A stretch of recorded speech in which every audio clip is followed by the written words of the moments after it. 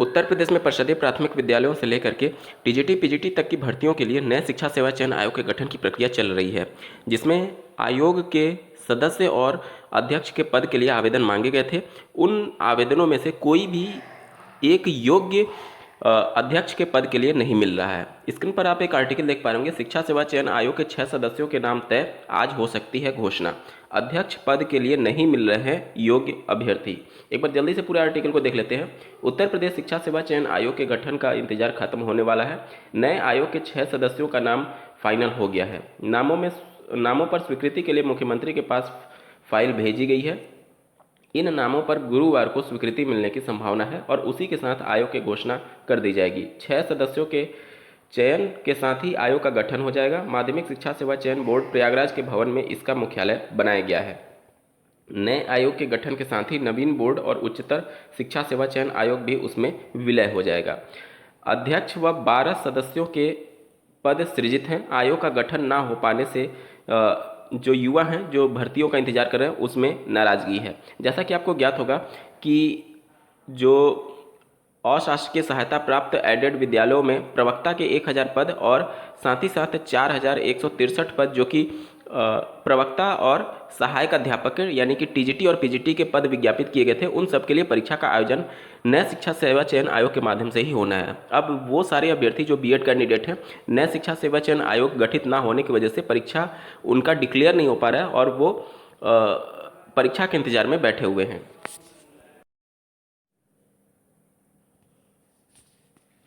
दूसरा आप article screen पर देख पा रहे होंगे, उत्तर प्रदेश शिक्षा सेवा चयन आयोग में अध्यक्ष पद के लिए मांगे दोबारा आवेदन।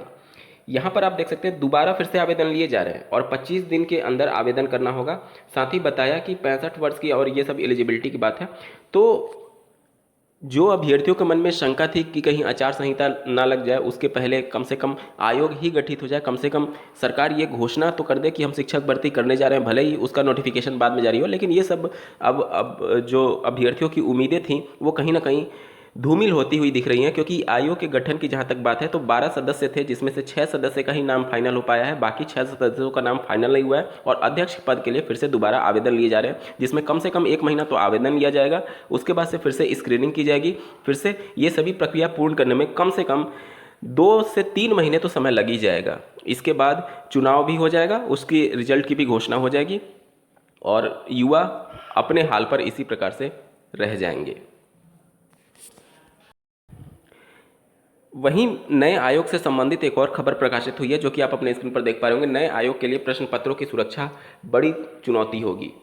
यहाँ पर देख सकते हैं, नए शिक्षा सेवा चयन आयोग के गठन के बाद सबसे पहले लंबित परीक्षा का आयोजन किया जाएगा। नए आयोग के सामने प्रश्न पत्रों की सुरक्षा व परीक्षा का पारदर्शी आयोजन सबसे बड़ी चुनौती होगी। बीते दिनों पुलिस भर्ती परीक्षा और समीक्षा अधिकारी यानी आरओ समीक्षा अधिकारी प्रारंभिक परीक्षा 2023 में पेपर लीक के कारण दोनों परीक्षाएं निरस्त कर दिए जाने से भविष्य में होने वाली परीक्षाओं में प्रश्न पत्रों की सुरक्षा बड़ी चुनौती बनकर के उभरी है।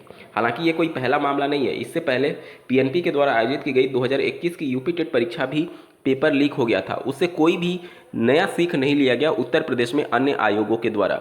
आज 2023 में फिर से पेपर लीक हुआ आरओ का 2023-24 में, और ये सिलसिला कब जाकर के रुकेगा अभी कोई बता नहीं सकता, क्योंकि आप लगातार अगर भर्तियां निकालेंगे तो इस प्रकार की कार्यों में जो लिप्त हैं अभ्यर्थी वो भी सोचेंगे कि हर साल वैकेंसी जब आ रही है तो हमें इन सभी कामों से बचना चाहिए। देखिए, आप कितना भी कठोर कानून क्यों ना बना ले, लेकिन ये सभी चीज़ों पर लगाम तभी लगाया जा सकता है जब युवाओं के मन में ये इन्फॉर्मेशन दिया जाए, युवाओं के मन में ये संदेश दिया जाए कि आपके लिए लगातार भर्तियां निकाली जाएंगी। भले ही आप वैकेंसीज कम निकालिए, आप बल्क में वैकेंसी निकालते हैं, प्राइमरी में 40,000 50,000 5 साल इंतजार कराते हैं अभ्यर्थियों को, उससे अच्छा आप जो 40-50 हज़ार दे रहे हैं उसको 5 भागों में बांट दीजिए और हर साल वैकेंसी जब आप देंगे तो इस प्रकार की चीज़ें, भ्रष्टाचार जैसे मामले, ये सभी चीज़ें धीरे धीरे कम होने लगेंगी, क्योंकि अभ्यर्थियों के मन में भी रहेगा कि इस बार मेरा नहीं हुआ तो एटलीस्ट अगली बार मुझे मौका मिल जाएगा। यहाँ पर तो अभ्यर्थी के मन में ये रहता है कि ये मौका अगर हाथ से गया तो जिंदगी भर शायद मौका ही ना मिले, क्योंकि पंचवर्षीय योजना होती है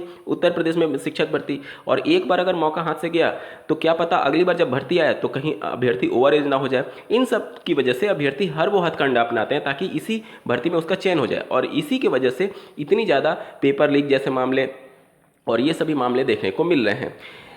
इतने कठोर कानून बने हुए हैं पेपर लीक से संबंधित, उत्तर प्रदेश में भी लगातार इसके लिए कार्रवाई की जा रही है, बावजूद इसकी ये सभी चीज़ों का ना रुकना कहीं ना कहीं ये सभी चीज़ों को दिखाता है कि युवा अब हताश निराश हो चुके हैं कि कैसे भी करके उनको चैन लेना है, साम दाम दंड भेद करके।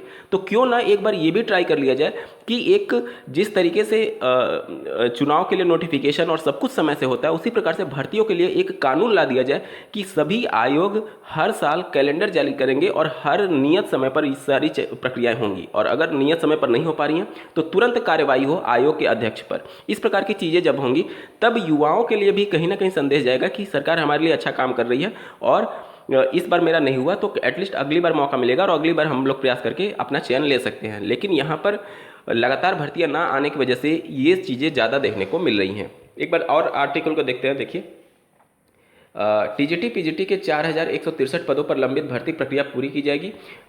जो टीजीटी पीजीटी 2022 की वैकेंसी है उसकी बात की जा रही है। इस भर्ती के लिए 13.9 लाख अभ्यर्थियों ने आवेदन किया था। 4163 वैकेंसी है और 14 लाख के आसपास अभ्यर्थियों ने आवेदन किया हुआ है। उत्तर प्रदेश में बेरोजगारी का हाल देख सकते हैं। आगे बात करें, जिनकी संख्या आरओ एआरओ परीक्षा के अभ्यर्थियों से भी अधिक है, ऐसे में आयोग को केंद्र निर्धारण और प्रश्न पत्रों की सुरक्षा के लिए अतिरिक्त इंतजाम करने होंगे। पुलिस भर्ती परीक्षा के आयोजन में तो पूरा पुलिस महकमा लगा था, इसके बावजूद परीक्षा से पहले पेपर वायरल हो गया। वहीं प्रदेश के सबसे प्रतिष्ठित भर्ती संस्थान उत्तर प्रदेश लोक सेवा आयोग की ओर से आरओ एआरओ प्रारंभिक परीक्षा के लिए किए गए तमाम इंतजाम उस समय नाकाफी साबित हुए जब परीक्षा से कुछ देर पहले दोनों पारियों के प्रश्न पत्र व्हाट्सएप पर वायरल हो गए। प्रदेश की दो सबसे बड़ी परीक्षाओं में पेपर वायरल होने के बाद सरकार के सामने भी चुनौती खड़ी हो गई है कि पेपर लीक की घटनाओं को कैसे रोका जाए। नए आयोग के अध्यक्ष और सदस्यों को भी इस चुनौती का सामना करना होगा। उच्च शिक्षा निदेशालय के सूत्रों का कहना है कि पेपर लीक की घटनाओं के बाद शासन नए आयोग के अध्यक्ष एवं सदस्यों की नियुक्ति को लेकर के विशेष सतर्कता बरत रहा है। यही वजह है कि आवेदनों की स्क्रीनिंग प्रक्रिया पूरी होने के बाद भी अध्यक्ष और सदस्यों की नियुक्ति में वक्त लग रहा है। नए आयोग के माध्यम से बेसिक, माध्यमिक, उच्च शिक्षा में शिक्षकों की भर्ती की जाएगी। यूपी टीईटी का आयोजन भी नया आयोग ही कराएगा। ऐसे में भर्ती संस्थानों के मुकाबले नए आयोग के पास ज़्यादा काम होगा। अभ्यर्थियों को उम्मीद थी कि लोकसभा चुनाव से पहले नए आयोग का गठन कर दिया जाएगा और आयोग कुछ नई भर्तियों की घोषणा भी कर देगा, लेकिन अब यह मुश्किल लग रहा है। चुनाव की अधिसूचना जारी होते ही आचार संहिता लागू हो जाएगी। ऐसे में नए आयोग के गठन की प्रक्रिया भी अटक जाएगी और अभ्यर्थियों को लंबित भर्तियों परीक्षाओं के लिए चुनाव खत्म होने का इंतजार करना होगा। आज के वीडियो में बस इतना ही। ऐसे ही महत्वपूर्ण अपडेट के लिए इस चैनल को सब्सक्राइब करना ना भूलें। इस वीडियो को देखने के लिए आपका बहुत बहुत धन्यवाद। भगवान करे आपका दिन शुभ हो।